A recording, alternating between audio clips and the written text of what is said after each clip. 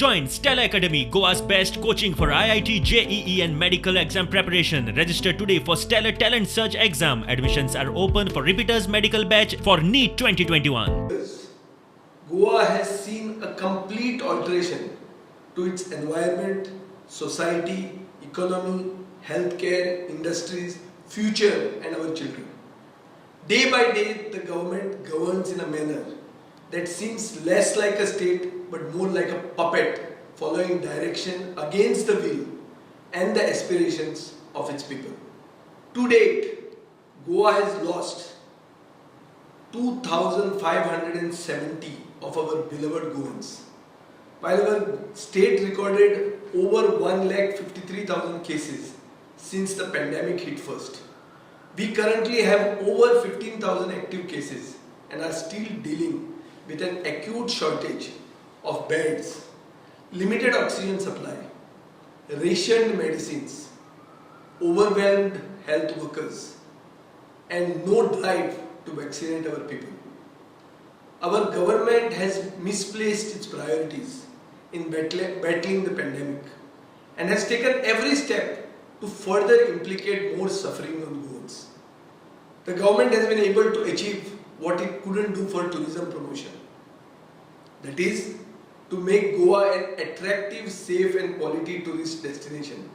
But rather, it has put Goa on the map as a global hotspot and a destination people should not travel to.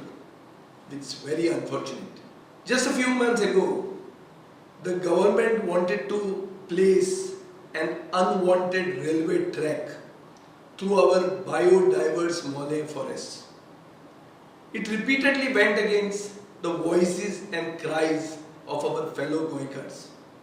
But most importantly, it arrested our children for exercising their right to free speech in defense of our protected environmental heritage.